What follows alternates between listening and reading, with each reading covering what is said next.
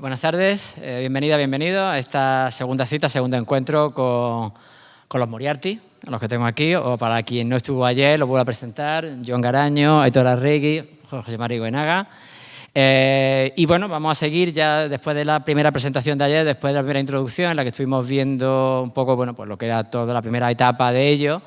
Hoy vamos a centrarnos un poco en lo que hemos estado viendo en la última semana, entre viernes, sobre todo fundamentalmente el viernes, pero realmente vamos a empezar por la de hoy, por la que vamos a ver hace un momentito. Así que, José Miguel, si nos quieres, nos puedes poner, por favor, la imagen de Lucio, que es la película que hemos visto antes. Bueno, casi nadie la había visto y creo que es una de las... Quizás lo primero que quiero preguntaros es para confirmar. ¿Es vuestro primer largometraje? Bueno, hubo otro largometraje documental, ¿no? Sí, hubo otro largometraje documental, pero realmente fue un documental para la tele que se infló para, bueno, por Vale. un tema y tal. Pero realmente como proyecto cinematográfico yo creo que este es el primero. O sea, que entonces la verdad es que enfrentáis exactamente a un largometraje que sí, que hemos podido ver que un largometraje es un documental, pero tiene muchas partes de ficción, tiene mucho juego de ficción. Sí, es un thriller que si no supiéramos que ese señor existió realmente... Sí, bueno, a ver, realmente lo que nosotros contamos en el documental, todo ha salido de boca de Lucio Urtubia, con lo cual... si él mintió... Bueno, todo no. Sí hay alguna cosa que es invención, pero bueno, sí que está todo muy basado en su testimonio y en el testimonio también de los que salen en el documental. Pero luego sí que hay mucha recreación, Sí. e incluso hay mucha foto recreada. Esta foto que mucha gente se piensa que es real, realmente no es real. Sí, O sea, eso lo he comentado ya al principio, digo. sí no que lo hay es. como mucho, bueno, que claro, según el concepto que tengas tú de ontológico con respecto Al lo documental debe etcétera, ser, ¿no? pues realmente te puede parecer una aberración también. Sí. Pero tenía bueno, sentido porque también estamos hablando de un falsificador. Claro, a eso me refería, ¿no? Que esa idea es muy bonita, es decir, y además por eso cuando os lo comenté, que mi intención era ponerla justamente el mismo día que pusiéramos Marco, porque yo lo veía como un borrador de Marco, porque ahora después ya nos contaréis Marco cómo nace, pero sí que veía un poco una serie de paralelismos entre ambas historias. ¿En qué momento surge la posibilidad de contar esta historia? ¿En qué año? Yo creo que esto fue en 2003, puede ser. Nos contaron esta historia. Vale. Estábamos en Italia, me acuerdo que Xavi, el productor, Sí, y yo presentando un documental que teníamos, Sahara Marathon. Estábamos presentando el proyecto de Sahara Marathon. Ajá. Presentamos un tráiler realmente. Es un festival de documentales muy importante en el norte de Italia, Bardonecchia, Festival de Bardonecchia. Y me acuerdo que fue la última noche, ya cuando íbamos a volver al día siguiente, uno de los productores, o sea, un productor, Menotti Bucco, que ya falleció, nos habló, nos preguntó, oye, ¿y qué me decís de Lucio Urtubia? Que además es de vuestra zona y tal. Él es bueno, para los que habéis visto sabéis ya que es de Cascante, la Ribera Navarra. Y lo conocéis y tal, y no habíamos oído hablar nunca de Lucio Urtubia, pero ni de lejos.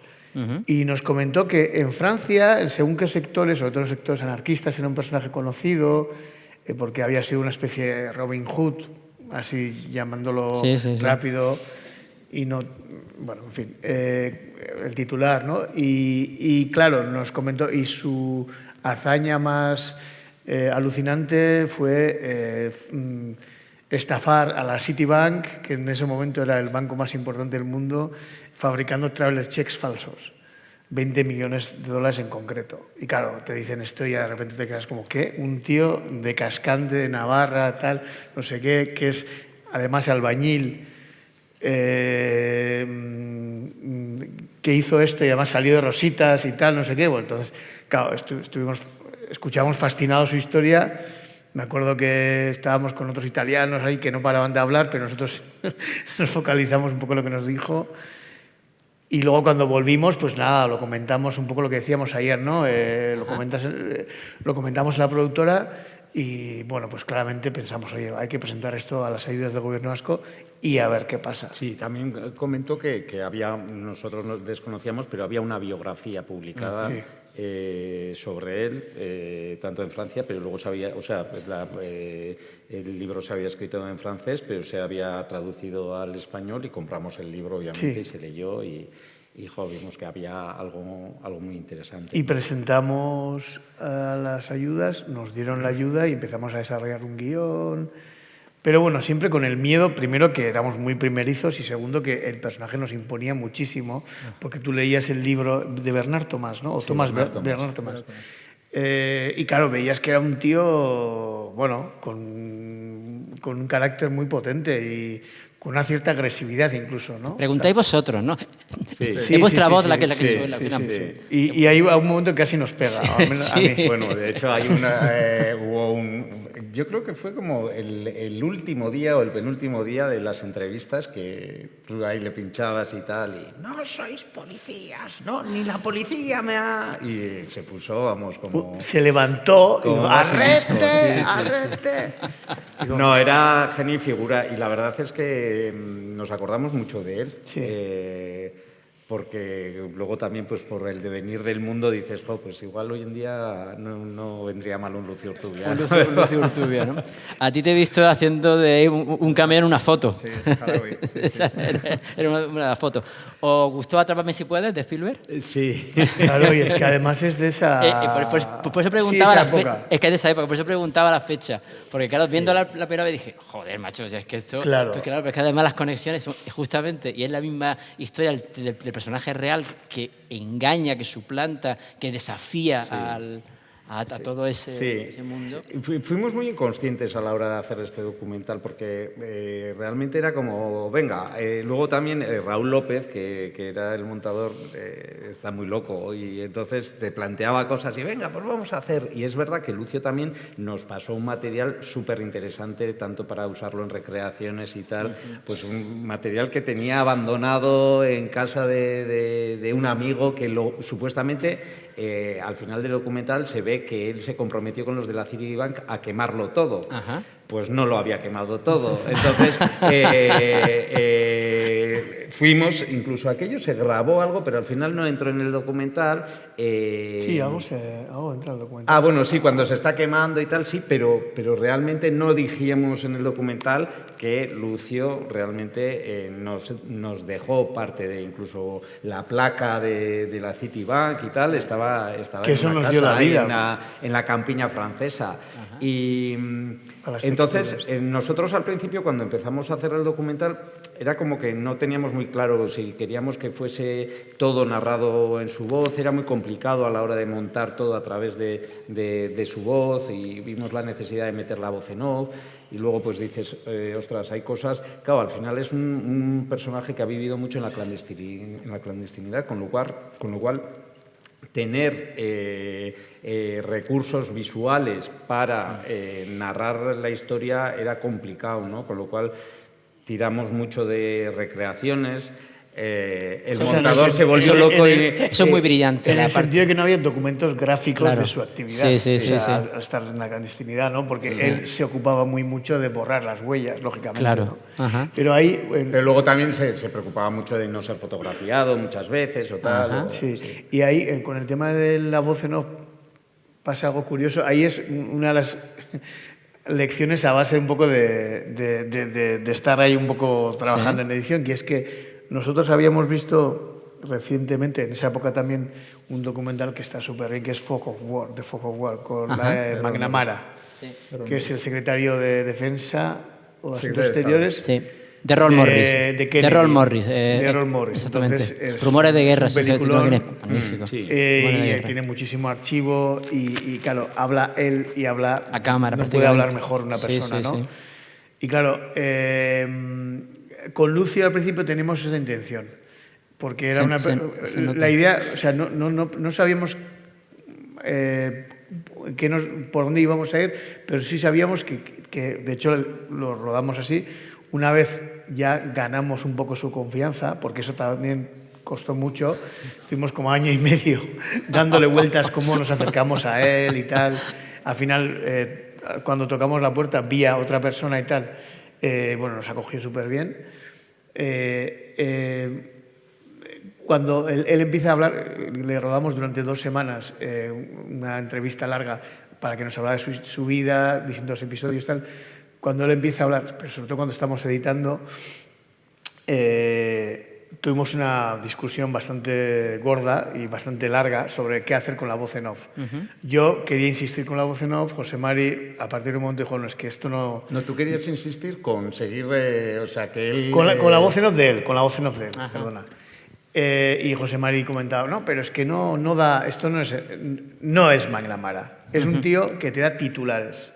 Es un tío que para coger 10 segundos y para decir, pues mira, yo soy anarquista porque hago lo que me da la gana, ¿no? Sí. O me casé, pues sí, me casé, pues porque hago lo que me da la gana, por eso soy anarquista. Sí. Para esas cosas... Ajá. Era genial en el documental, tal, pero para narrar su vida no lo era. Entonces, al final, bueno, pues yo caí del guindo y todavía después se de lo muchos echo en años- cara. A reír de vez en cuando. Bueno, Hay dos voces en hay- off, ¿no? pero es Sí. interesante porque al final nosotros también nos pasa que no teníamos ese material, Ajá. tampoco teníamos experiencia, teníamos un editor que es brillante pero estaba loco y nos decía, entre otras cosas, lo que hay que hacer es rodar todo en ficción y luego ya iremos quitando.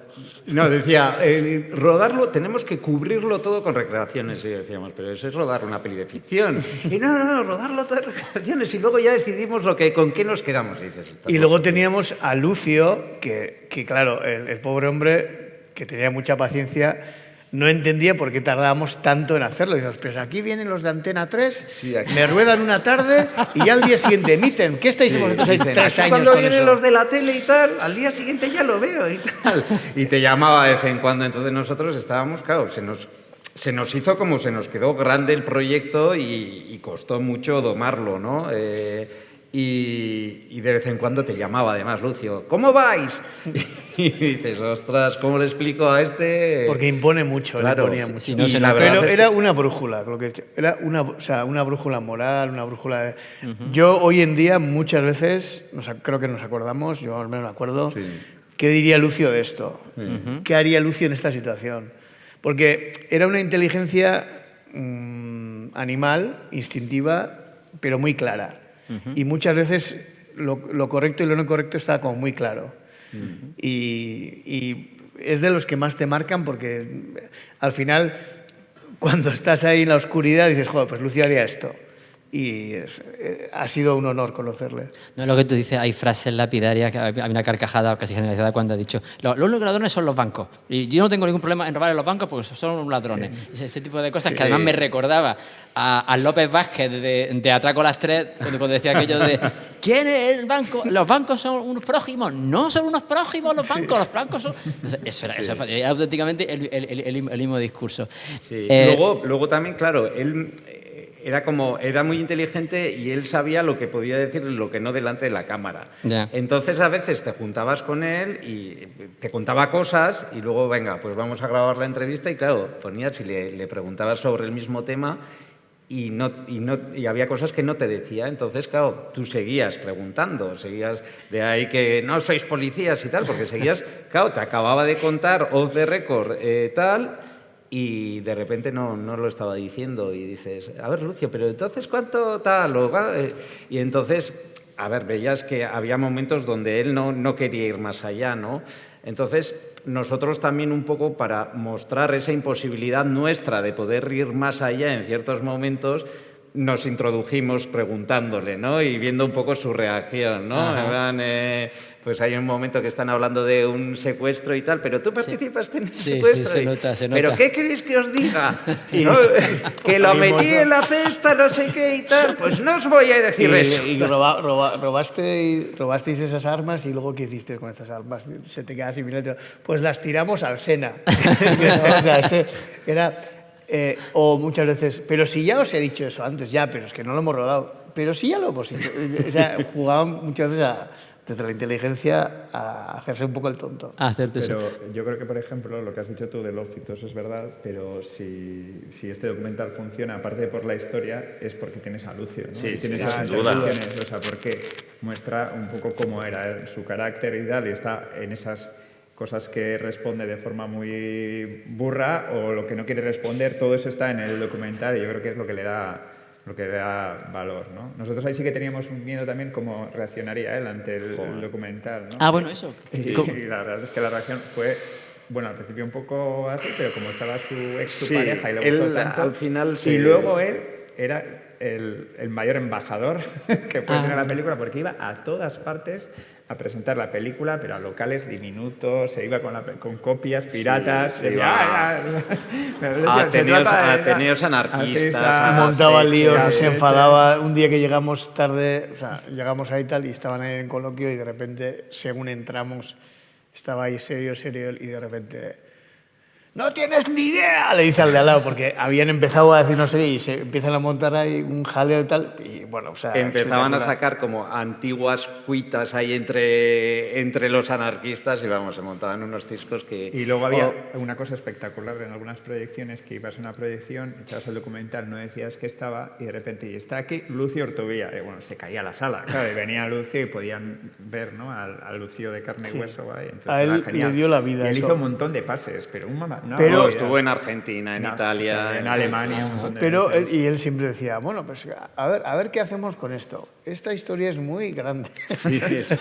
No Luego- porque sea luego yo. quería tal. la ficción y que le hiciese Antonio Banderas. que hiciese Antonio Banderas. No me digas. Pero luego le conoció a Sergi López y dijo, no, quiero que sea Sergi López. Bueno, Sergi López puso la voz en off en la versión francesa Sí. y la peli también estuvo nominada a los Goya Sí, como cierto. mejor documental y allí pues luego pues en la fiesta posterior y tal pues se le acercaban muchos y tal. Me acuerdo que se le acercó también Emma Suárez y tal, felicidades no sé qué y tal y luego nos decía, quiero que haga de Anne, de su mujer y tal. Sí, era. Claro, que además no espectacular. conocía a nadie. ¿eh? Pero le ahora caía que bien, dices, entonces claro, era como- pero ahora que dices, el viaje de ida a París a enseñarle la película, que es un poco lo que has comentado antes, fue uno de los viajes más angustiosos seguramente que yo recuerde de nuestro trabajo, en el sentido de que íbamos con la cinta. Sería una cinta, además, Sí, ya. Un Sí, DVD. sí, o- porque la vimos en su casa. en su sí. casa, con la incógnita de saber qué iba a pensar de lo que... Ponte en su lugar, una vida tan flipante y condensado en un documental de 1 hora y media, a ver qué han hecho estos chavales, ¿no? Entonces, chavales. Y afortunadamente Anne, que es otra, aparece en el documental, es Sí. una persona maravillosa, estuvo de nuestro lado. Cuando se acaba el documental, Lucio se queda como en silencio, le mira a Anne y Anne como que le dio el visto bueno, en plan, está bien y tal. Y ahí él como que se tranquilizó y empezó a decir, pues he hecho en falta esto, he hecho en falta lo otro. Pero ya con la sensación esta de, bueno, está bien. Sí, se guiaba mucho de lo que dijese Anne también en ese primer momento y la verdad es que respiramos muy tranquilos porque íbamos muy, muy nerviosos a ver qué iba a pensar. Para hacer un puente entre esta, que a mí me parece una joyita vuestra y lo que personalmente ya el público me escucha decirlo y a vosotros también lo he dicho, que parece vuestra primera obra maestra, que es Loreac, ha salido varias veces el nombre de Raúl López. ¿Qué significa Raúl López para vosotros? Pues Raúl López, en algunos aspectos es un genio, pero bueno, como todo genio, a veces es difícil de domar. Nosotros trabajamos muy bien con él, tiene muchos hallazgos, desde su locura de repente te dice cosas que te hacen pensar, pero también a veces le falta como disciplina, tal, pero nos ha aportado muchísimo también. Es verdad que las últimas 2 pelis las ha montado Mayalen Sarasua, que es, digamos, junto con Raúl López, la montadora de la serie Valenciaga. Cristóbal Valenciaga la montaron Raúl y Mayalen. y trabajamos muy a gusto con Mayalen. Entonces, después, digamos, en las películas que ha habido, pues hemos querido contar con ella. Y claro, también ha ocurrido que ahora mismo también de cara a las ayudas y tal, por cuestiones de paridad y tal, tiene que haber unas cabezas de equipo mujeres, ¿no? Entonces, pues diseñas un poco el equipo en base también a eso, ¿no? Algo que antes no se tenía en cuenta. Entonces, con Mayalen estamos trabajando a gusto y en las dos pelis, estas últimas, ha estado ella. Eso no quiere decir que no vayamos a trabajar. Sí, con No te olvides de Logan Dufresne, que es un tercer montador, que también trabaja con nosotros. Trabajamos con los tres y cada montador es diferente y cada uno te aporta algo diferente, ¿no? Y es como, a veces nos gusta tenerlos a todos porque aportan cosas diferentes que son buenas para la película. Cada uno tiene sus cosas buenas y nos gusta A Raúl, Pero en el caso de Lucio, Raúl la aportó mucho. Fue como un tercer director en como edición. un tercer director. y le sueltas igual algo y es verdad que a su manera, con su disciplina y sus horarios y su tal, pero igual puede estar 2 semanas con 1 minuto, que dices, ¿qué coño has hecho en 2 semanas? Y de repente puede pasar lo contrario, que es que de lo que no había nada, de repente le ha dado un brillo y una magia a la que nosotros no llegaríamos por nuestra cuenta. Entonces, bueno, es intentar sacar lo mejor de cada uno. Sí. José Miguel, ¿nos pones ya la siguiente imagen, por favor?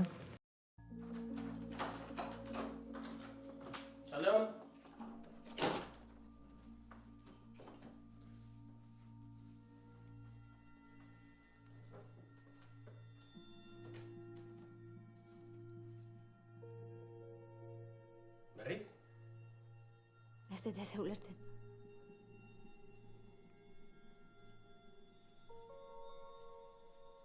Gaur mezurik gabe? Aurreko astetan bezala, igual. Konfunditu ingo ziren. 3 aldiz konfunditu?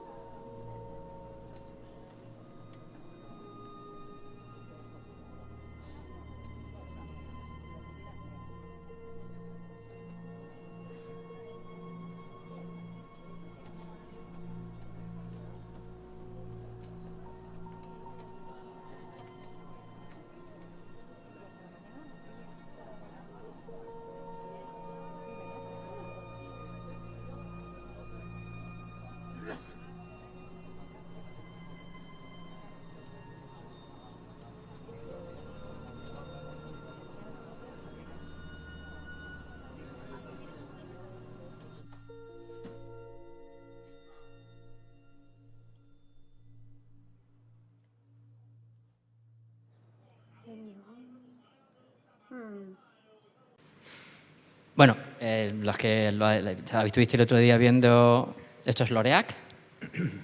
Vaya plano, ¿eh? Qué pedazo de plano, ¿no?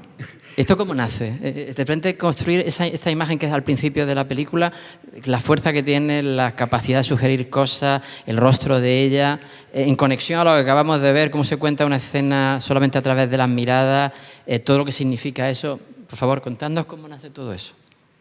Bueno, esto es una mezcla de la idea visual de la película, que era ponerle a ella, bueno, las flores primero en el centro y luego a ella, que está como todo como muy simétrico, y luego en este caso aprovechar la localización que teníamos y el vestuario, ¿no? Al final, creo que, o sea, al fin y al cabo, o sea, es la fotografía, pero también es el pelo, es el vestuario y es el propio decorado, ¿no?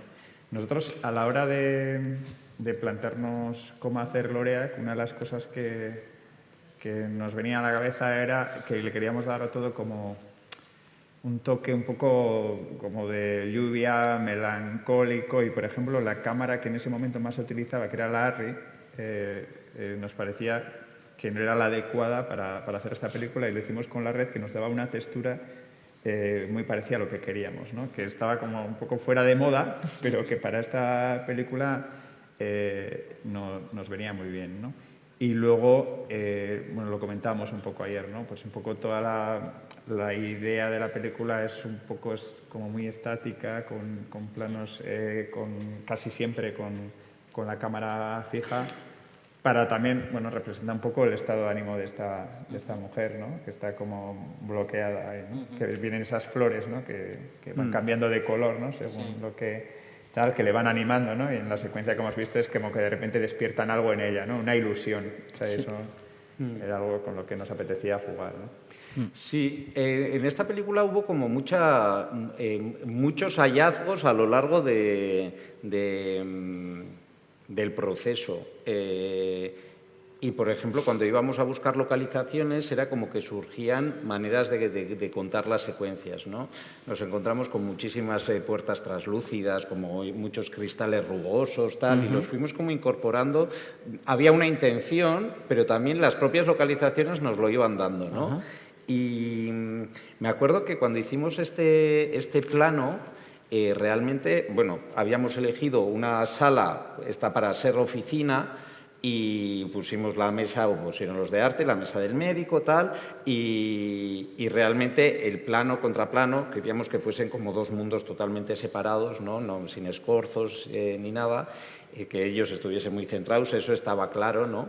Pero claro, entonces al separar totalmente el plano del contraplano, tenías la libertad también de moverte y colocar al actor donde quisieses para componer el plano. Realmente, si lo que estaba enfrente de la mesa del médico no era exactamente esto, igual estabas más a la izquierda, pero bueno, como no hay referencia, realmente la pusimos ahí, ¿no? Que era como nos interesaba componer ese plano, ¿no? Ahí, por ejemplo, era un poco para que ella se sintiese pequeña, ¿no? De alguna forma. Y luego hay como mucho, o sea, visualmente había como muchos simbolismos, ¿no? Está lo de la oveja, ¿no? Obviamente, sí, pero luego lo veremos. Un concepto que se repite en la película es que todos los personajes, o bueno, los personajes principales están como en cápsulas, ¿no? O sea, está el personaje de Beñat que trabaja en una grúa, pero realmente trabaja en una cabina de una grúa. El personaje Thierry Tuño, Lourdes se llamaba, trabaja en la cabina de... Estos también trabajan en una cabina de una obra, ¿no? Entonces esa idea como que cada uno está como aislado en su mundo y la comunicación no siempre es como debería de ser, ¿no? Porque nos encerramos en nosotros mismos, ¿no? Entonces era un poco parte de... Ese concepto ya estaba desde guión, sí. estaba... Sí, pero y ahora viendo este plano también, es un plano que hemos repetido en Maspalomas, un poco cuando en una de sus reuniones con la psicóloga. En la última parte de la película, es cierto, sí, es verdad. Sí, no es exactamente igual. Es un homenaje encubierto. O sale automáticamente. Pues nos repetimos. La escena esa del autobús, que el otro día lo comentábamos fuera de micro, que si me cambia el contexto es una escena casi de película de espía o de suspense, me estarán mirando, es el asesino, es el que me persigue, no sé qué, pero claro, ahí cobra un sentido diferente, pero está contado a través de la interpretación de ella, que es espectacular, o sea, todo lo que transmite a través de la mirada, y luego ese continuo juego de que hacéis, ¿no? Hasta el chico que la mira, de repente ya vuelve a mirar, pero ya no la mira. Sí, desde el inicio la intención con Loreak era como construir una película casi de suspense, ¿no? O sea, realmente es un drama y tal, pero sí jugar como con los elementos del suspense, ¿no? Eso estuvo muy claro. Y incluso era como... Bueno, pues era una historia de infidelidad sin infidelidad. O sea, era una infidelidad no consumada, ¿no? Es decir, no hay amante o no lo hay. Era como jugar con algo que se te escapa, pero que a la vez te hace comportarte de una manera clandestina, de que estuvieses haciendo igual algo malo, de que hay alguien que está regalando flores y parece para el marido parece como que le estén acosando, ¿no? O sí, sea, la conversación que le dice, pero el mal que hace, dice, pero si estás regalando flores. Sí, entonces era jugar un poco con eso, ¿no? Con esa situación, pero generando como una especie de thriller, ¿no? Y hablábamos también de las flores casi como si fuesen el MacGuffin de la historia, ¿no? Realmente no tienen ningún significado, ¿no? Pero son un detonante para que se ponga todo en marcha, ¿no?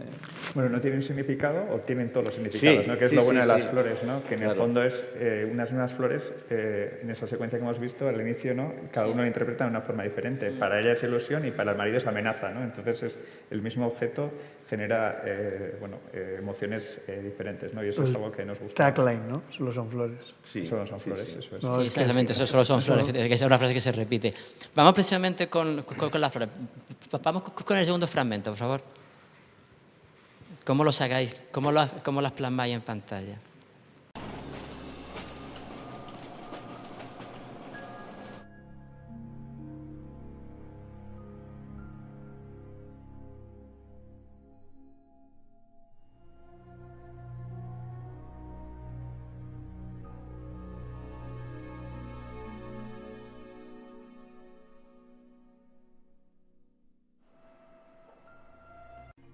Mesedez, hasi izarak kentzen. Hor daukazuena, aurtengo eta hurrengo kurtsoetako praktiketan erabiliko duzuen gorpua da. Beraz hasi ohitzen. Badakit zuetako batzuentzat deserosoa izango dela gorpu batekin lan egitea. Baina medikuntzako ikasleak zarete, eta horrelako egoeretara ohitzen joan beharko duzuen lehenbailehen. Gorpu honek jadanik ez du bizitzarik. Zuentzat lan tresna bat baino ez da. Horrek ez du esan nahi, berarekin edozein gauza egin dezakezuenik. Errespetu osoz tratatu beharko duzue. Ez dut inongo txorakerierik ez da bromarik ere onartuko. Dena argi?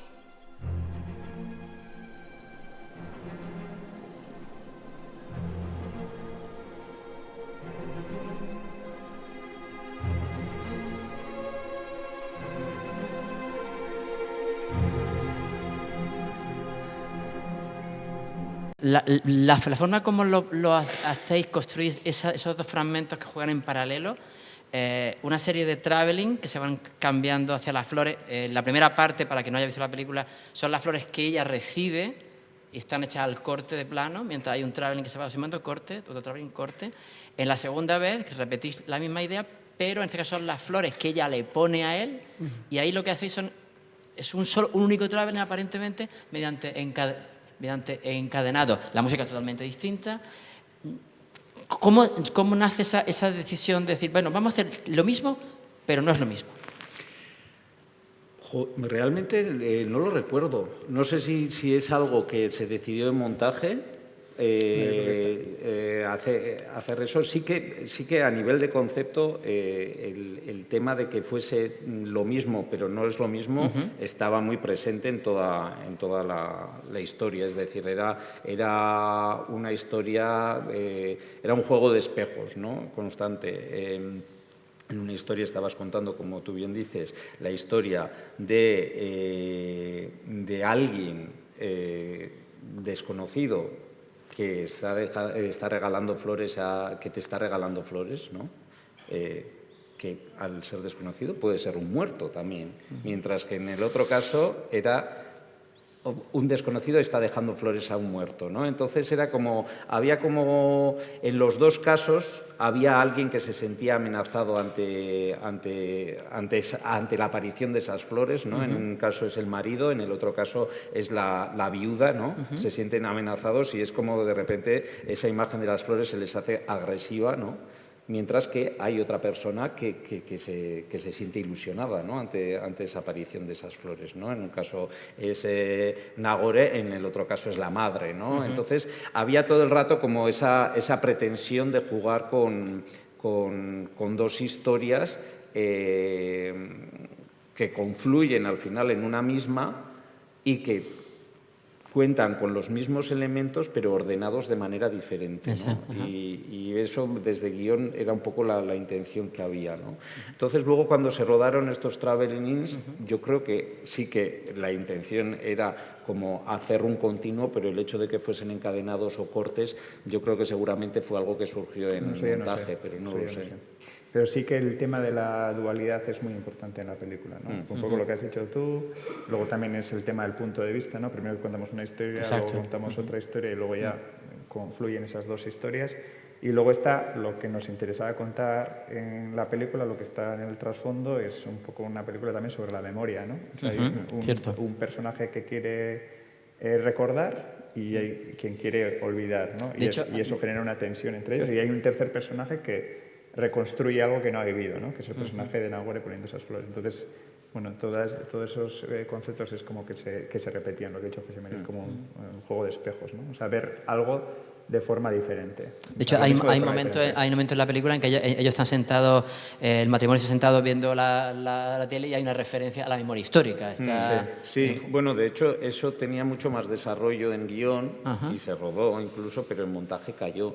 Pero en el guión veíamos cómo Beñat, desde la grúa, veía que en la obra encontraban los restos de una fosa común. Vale. Que luego es algo que cuando lo vi en Madres Paralelas me acordé de, ostras, era un poco parecido. Y él veía, digamos, cómo abrían esa fosa común y iba viendo, o sea, primero pues estaban como desenterrando, pero luego ya cada vez había como una explanada mayor, se iba acercando la gente a mirar, a curiosear, tal, y se oía y se veía en la tele la noticia de el hallazgo de esa fosa. Al final solamente ha quedado lo de... en off, yo creo, ¿no? Sí, sí, la en off, noticia, en off. la noticia del hallazgo de la fosa común y cómo eso, digamos, reabre otra vez el debate de la memoria histórica y de que unos querían olvidar y otros recordar, que un poco hacía alusión a lo que se estaba contando también en la película en clave íntima, pero era un poco... Eso se rodó, ¿no? Sí, se rodó. Eso es una de las cosas que a veces nuestro equipo, Anders Istiagal, de producción, o Telmo, la dirección y tal, nos critican amablemente, ¿eh? O sea, medio en broma, medio en serio, en plan que hay cosas que ruedas y que luego caen y tal, y dices, ya, pero es que... O sea, es que en edición muchas veces, como no tomas esas decisiones, pues al final igual se corta la energía, se hace demasiado largo y tal y cual. Y entonces es imposible, o al menos para nosotros, habrá gente que tendrá una capacidad preclara de verlo, pero es imposible muchas veces ver eso de antemano y decir esto, porque en guión va bien, o sea, se va a rodar y luego ya se verá, ¿no? Y no son necesariamente secuencias que han quedado mal, ¿eh? O sea, hay secuencias que nos gustan mucho y que no están en nuestras películas, pues un poco por lo que decía Aitor, ¿no? Porque de repente no entran, porque cortan el ritmo, porque te llevan a otro sitio, o sea, porque dispersan la atención. Bueno, hay diferentes factores, ¿no? Pero a veces pasa. Es más, luego igual alguna vez pues que has ido pues, o a un curso de guión o tal y muestras las escenas eliminadas y muchas veces te dicen, oye, ¿esto por qué lo habéis quitado? Tal. Y claro, porque de manera independiente dices, pues está muy bien. Claro, pero el conjunto no... Pero claro, lo metes todo y... Bueno, igual eso también depende del criterio de cada uno. Igual otro lo hubiese mantenido. Ese montaje a tres bandas, por un lado el renacer, entre comillas, de Beñat, cuando su cuerpo vuelve a eso, el montaje de ella, el montaje de las flores es espléndido. De repente, esas flores nacen, vuelven a estar cuando él vuelve a la vida, entre comillas, de estar presente, ¿no? Sí. O sea, ella también es muy impactante, ¿no? Sí, eso en parte estaba de guión. Es verdad que en esta siempre solemos meter en nuestras películas, casi siempre hay algún montaje, pero yo creo que en Loreak especialmente estaban muy presentes y además con un peso conceptual muy, muy claro, ¿no? Pero ahí es donde se ve, por ejemplo, la mano de Raúl, ahí se ve claramente, o sea, en esos montajes y luego, obviamente, la música de Pascal, que yo creo que en Loreak hizo un trabajo, bueno, siempre, pero en Loreak hizo un trabajo maravilloso. Que a veces la música, la mayoría de veces viene en la última fase de edición, a veces ni hay, o hay maquetas, puede haber maquetas, y se trabaja desde las referencias muchas veces, o piezas musicales parecidas de otras películas o tal. Pero tenéis que hablar de cómo se decidió, porque la peli se rodó con otra estructura de guión. Sí, realmente el guión escrito, entrabas primero en la historia de Beñat y Lourdes, veías la historia de Beñat y Lourdes, y cuando Beñat moría en el accidente, dabas un salto a la historia de Anne, se llamaba, ¿no? Sí, de Nagore. Sí, De Nagore. Sí, sí.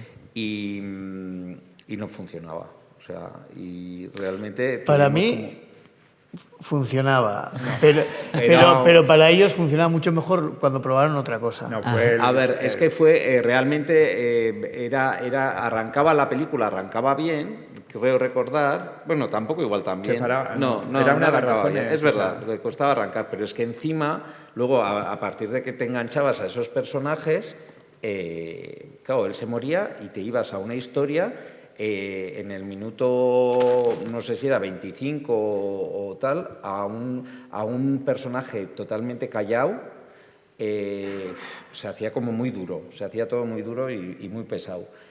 Y finalmente se decidió cambiar la estructura y realmente luego saltabas de un personaje a otro en otro lugar, pero bueno, de repente empezó a fluir mejor, ¿no? Y era como que los elementos estaban ahí, pero necesitaban como buscar su orden natural.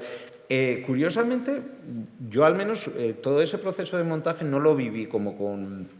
Hombre, habría momentos de bajón, obviamente, pero en ningún momento perdí la esperanza de que pudiésemos hacer funcionar esa historia. O sea, me daba la sensación de que estaban ahí los elementos, ¿no? Y a veces son como pálpitos y tal que tienes y que igual todavía no has encontrado la forma, pero sabes que lo acabarás encontrando, ¿no? Y así pasó, yo creo. Entonces... Antes, hablando de la dualidad, también hay otra conversación que, precisamente con esto que decíamos de lo de la amenaza y tal, que es bastante parecida. Es primero el marido cuando llega y ve las flores y tal y le dice...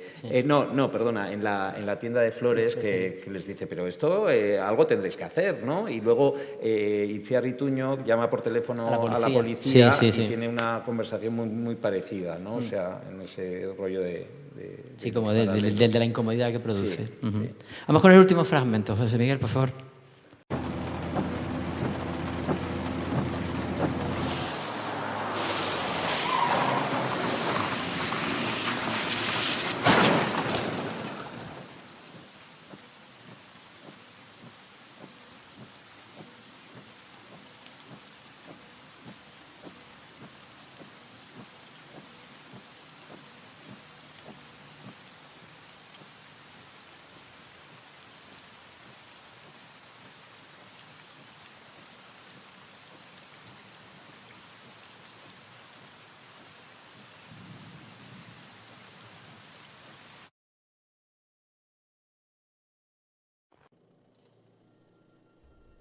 Bueno, behar bada bai. Baina behar bada ez, ezta?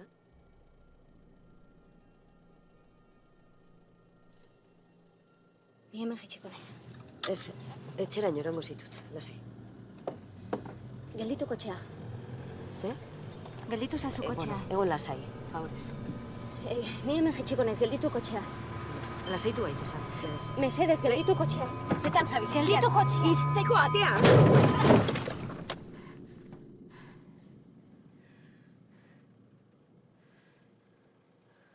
Zer izan da hori?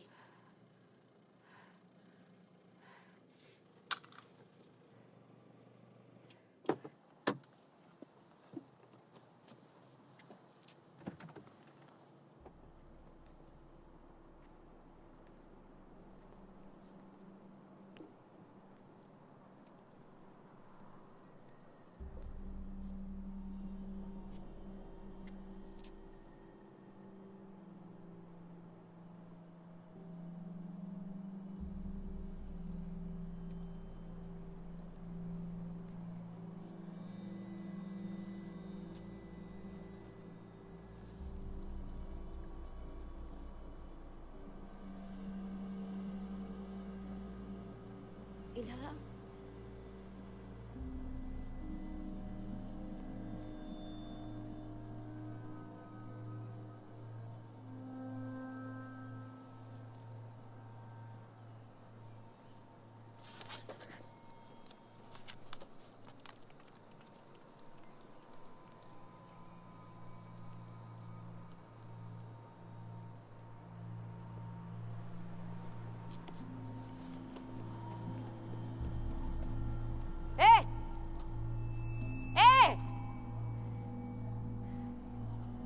que no veremos pero que sale en Andía, la ballena que sí vamos a ver en Andía, fantástico, lo de las abejas corriendo por la carretera en línea recta es una pasada. Y eso ya lo sé que lo contasteis, que es pura casualidad, puro azar.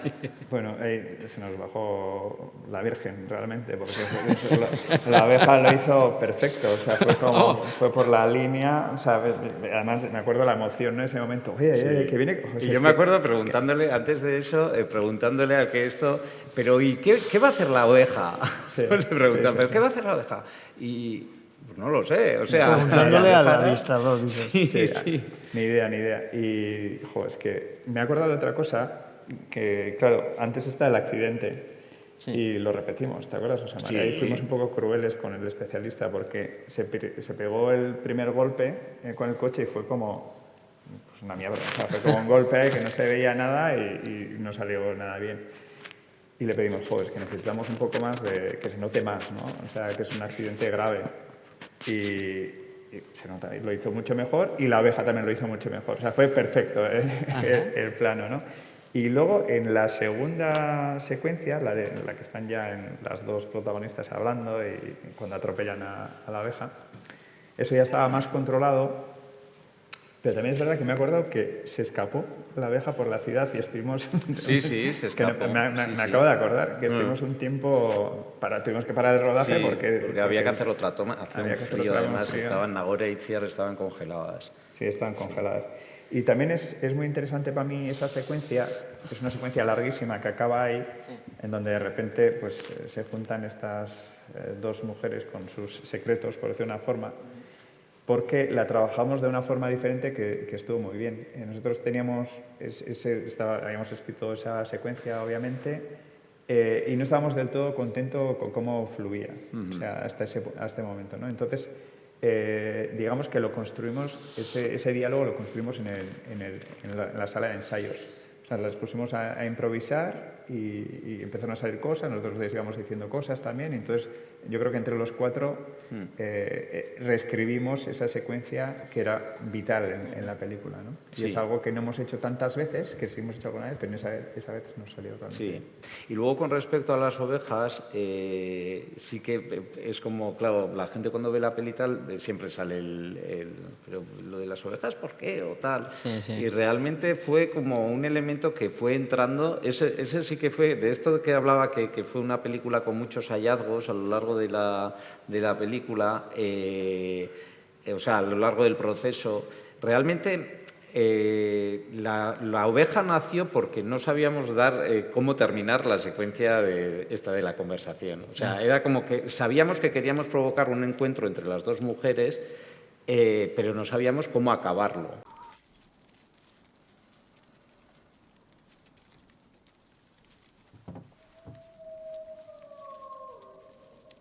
Utsuak, Gaur menditik etxuko die. Gizonen bila.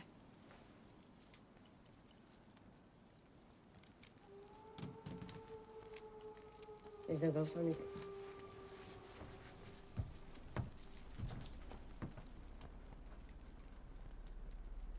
Maria. Zan gehiago lehiotik begiratu. Etorri lanea. Soldaduak.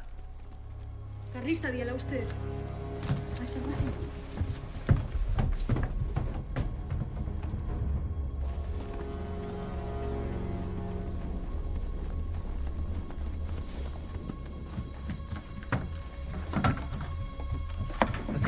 azkar, arari aurrena, eta geho gainontzekoa.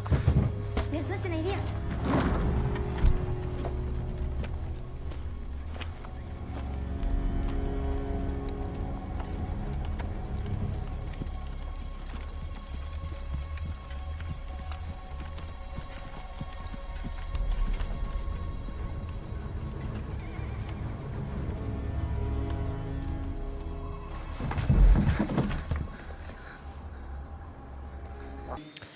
Ese primer elemento mágico, de repente, de los lobos, la noche, pero los lobos en realidad ven a cazar humanos, pero en realidad realmente son los soldados.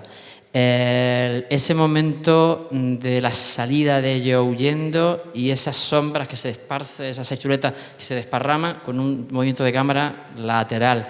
Esa sensación de que estás en un western, porque parece un western en muchos momentos vuestra película. Una entrevista tuya en la que comentaba que interesaba mucho el tema, que como en los westerns, la parte del cambio de una época a otra, el antiguo régimen, el nuevo régimen, pero incluso visualmente. Ellos lo saben, creo que también lo dije aquí en su momento, yo a ellos los descubro viendo Andía por primera vez y veo este momento, y sobre todo me fascina ese movimiento de cómo contar visualmente algo. Podría haber estado la cámara quieta. Sin embargo, la cámara se mueve. La cámara se mueve cuando la gente sale corriendo. Vosotros movéis la cámara lateralmente, una sensación como de... Hay un peligro que se acerca y la gente en silueta se esparce. ¿Por qué? ¿Cómo se decide? O sea, en ese momento, ¿quién decide la cámara se va a mover o no se va a quedar quieta? ¿Por qué? ¿Por qué esas cosas? Bueno, se trataba también de darle un poco de dinamismo a este momento, ¿no? Entonces, bueno, y luego jugar un poquito, pues eso, con esta idea que está en toda la película, ¿no? De los lobos, y luego visualmente es como una fábula, por decir una forma, ¿no? Es una historia que es real, pero que podría ser perfectamente un cuento. Un cuento, sí. Y entonces se trataba de contar visualmente o darle visualmente un tono a la película de algo que habíamos percibido a la hora de desarrollar esta película. Y es que es una historia real, de un personaje real en el País Vasco. Y cuando hablamos con la gente y les contábamos la historia del gigante de Alzo, mucha gente pensaba que era un personaje mitológico, ¿no? Entonces ahí ya, para nosotros era como muy extraño porque sobre todo para mí era un personaje que me había acompañado toda la vida y de repente te das cuenta que para muchos ese es como un personaje que nunca ha existido, ¿no? Entonces ahí nos hacemos una pregunta que es muy constante en la película: ¿cuándo un personaje real se convierte en algo mitológico, ¿no? Entonces formalmente digamos que nosotros somos como un eslabón más, ¿no? en lo que es la construcción de ese personaje real ficcionado, ¿no? Por decir una forma. Entonces, en ese sentido queríamos que la película no tuviese un tono realista, sino que tuviese un tono más como de cine, por decir una forma, ¿no? Y bueno, eso es con la imagen, pero es también, por ejemplo, otro recurso, ¿no? para que quedase el tema del lobo, ¿no? Que es como muy de cuento, ¿no? Gigantes y lobos. Ya es un cuento, ¿no? Claro. Y luego estaba el tema, por ejemplo, de cómo se administra la información y es capitular, ¿no? Es capítulo 1, como si fuese un libro, ¿no? Y además tiene como títulos como muy de... Bueno, era todo eso, ¿no? Por ahondar un poco en esa idea.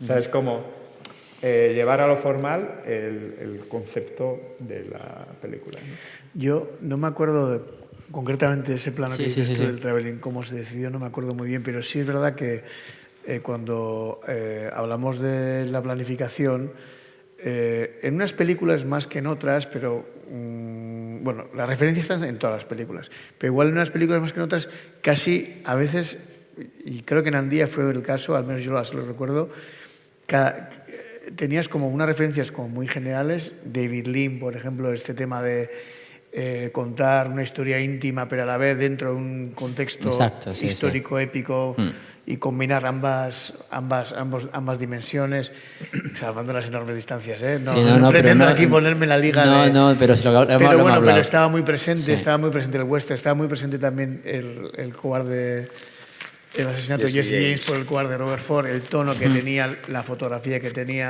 la música. Nos parecía que tenía como un tono como triste, como que nos gustaba mucho para transmitir ese punto de fábula que dice John. Y luego cada secuencia, muchas veces, sobre todo al principio, recuerdo, toda la parte de los carlistas, casi cada secuencia había como una referencia de peli o de director o de tal.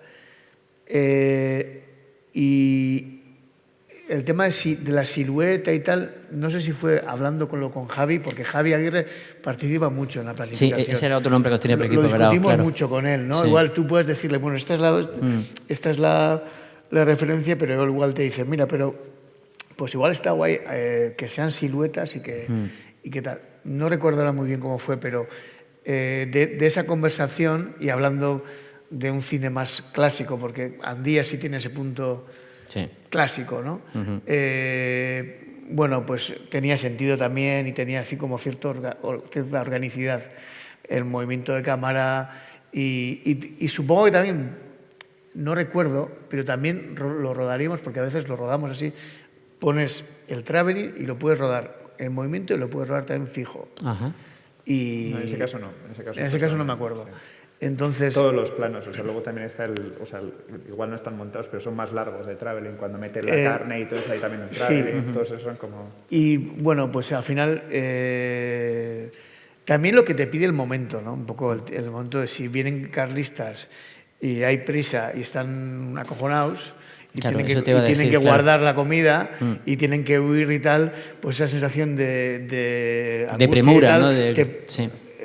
la lógica que te dice que el movimiento igual puede ayudar a empujar a ello, ¿no? Sí. A ver si no me lo columpio mucho. En toda la parte de los carlistas de la batalla, los preparativos de la batalla, esas conversaciones previas a la batalla, ¿la delegada Línea Roja pudo estar por ahí?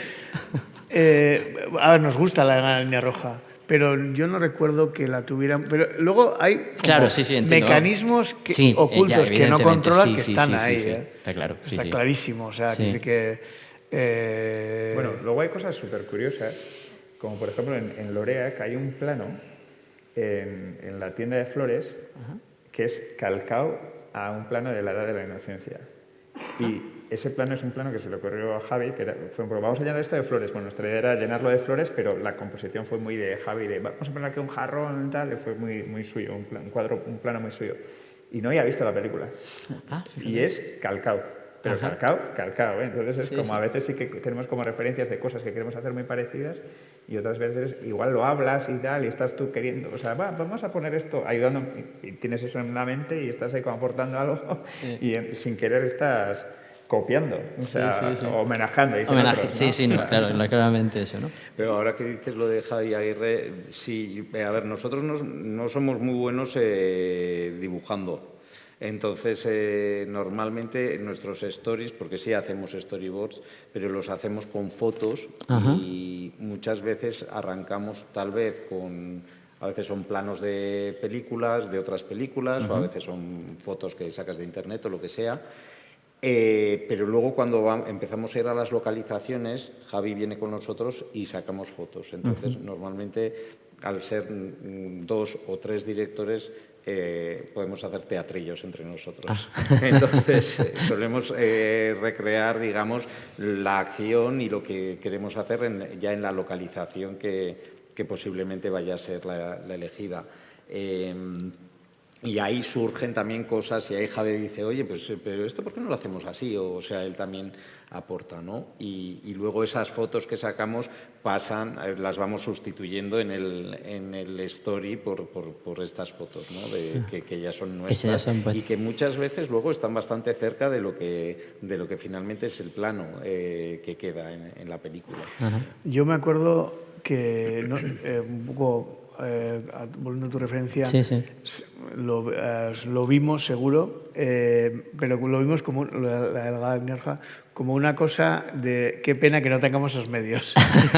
Porque me acuerdo que había planazos alucinantes sobre la hierba y eso se hacía con cables. Claro, esto yo recuerdo hablarlo con Javi y que Javi nos dijera, esto no tiene sentido. ¿Dónde va? Sí, porque realmente esto se rodó en el bosque de Articuza, cerca de San Sebastián. Bueno, es San Sebastián realmente, ¿no? Bueno, oficialmente sí, pero... Y claro, tenía como unas ciertas cuestas, las llanuras estaban como desequilibradas y tenía, o sea, si tuviera esos medios y tuvieras capacidad de meterlos, podría haber planos alucinantes, pero claro, eso significa 3 veces más de tiempo y 3 veces más de presupuesto, etc. Y luego una especie de Frankenstein de todo. O sea, me acuerdo que yo personalmente, de los momentos que más gozo, creo que todos, pero bueno, yo ahora hablo por mí, es cuando vas viendo pelis, también pierdes mucho tiempo en eso, ¿eh? Ves pelis que tienen secuencias parecidas y dices, joder, este planazo, qué guay combinarlo con este otro. Recuerdo que también había en la planificación había planos de un momento de Galípoli Recuerdo que también había planos de Open Ranch cuando le pegan el tiro al tío. Esto cómo salta el tío. Sí, ¿Cómo cierto. salta? Incluso de Braveheart algún golpe, era Sí. como, "Guau, voy a coger de esto. Y bueno, pues es como ¿a quién le sentirte otra vez crío. No sé a quién le comentaba el otro día que la escena, creo que uno de los amigos que tenemos aquí, le comentaba que la escena de cuando él está herido dentro de la tienda y se empieza a mover todo y está hablando con él, digo, esto bailando con lobos. La escena del tirado dentro, además, hasta por la propia época, por casi la ropa que se ve, el movimiento del viento, la tela, todo eso, ¿no? Era ese momento. Vamos con el segundo fragmento, que tiene que ver con uno de los temas que aparece muchas veces, o que creo que aparece muchas veces, que es el tema del metacine, de jugar con la referencia y que en Marco también vamos a ver. Por favor, por el segundo fragmento.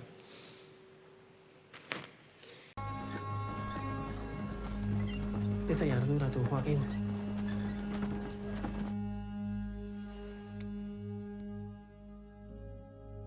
Belaxe bueltatukunak, bai? Eta bueltatean bion artean gobernatuko jo baserria. Ondo?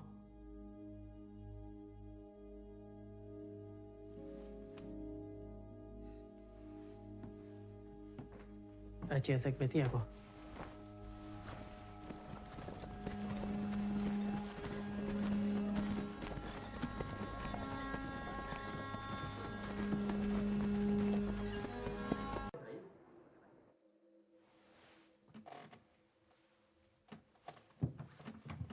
Le voy a hablar en su idioma.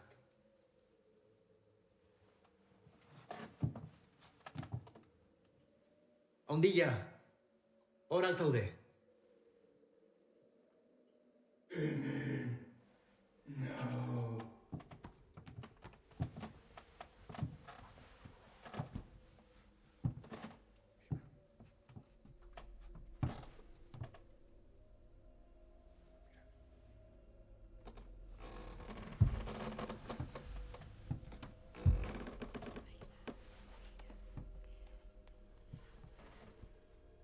¿Preparados?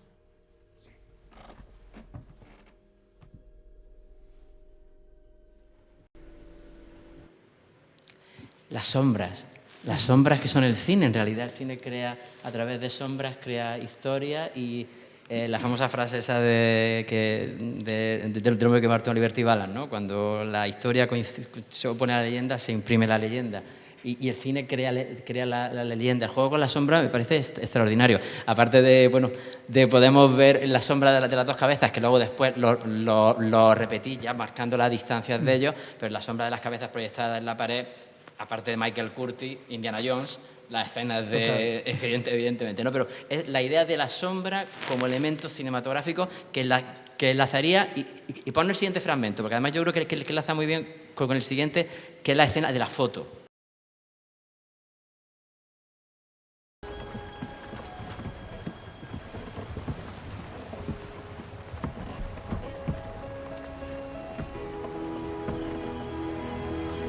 Gutxienez 5 metro norteko ditu.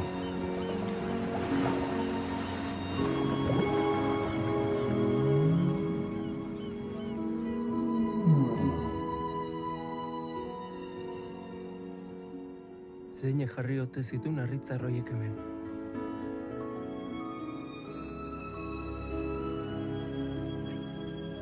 Badato horrenekoa.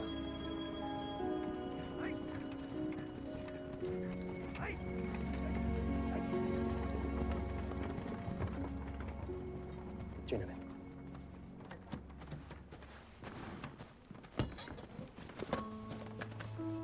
Hello. José Antonio Garzón. Hamza. Zat. Hala.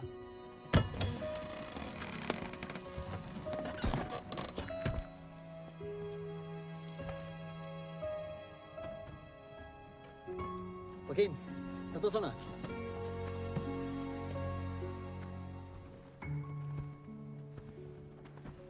Joaquín, hau Zat da. Zat? Joaquín.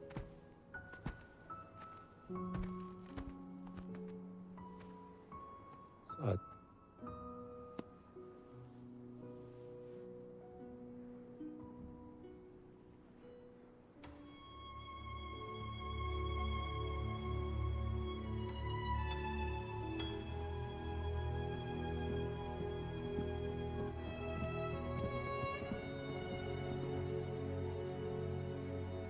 We are at the exact intersection of two ancient lines of stone that stretch to the horizon and beyond. These stones still conceal their secrets and their powers. Some say they're linked to a race of giants, long since disappeared. Gentlemen, giants and others. Leyenda, pues esa parte mágica, esa parte de la silueta de nuevo me parece extraordinaria. Y esta de la foto todavía mucho más. Bien les amis, il est important que vous ne bougiez pas pendant ces quelques minutes, sinon la Imarène, on ne distinguera rien du tout. Alors, Joachim, tu regardes Esther, s'il te plaît.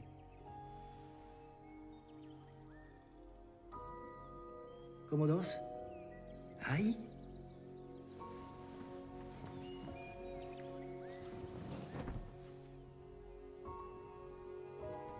C'est comme si le monde ouvrait les yeux. El mundo ouvrait les yeux.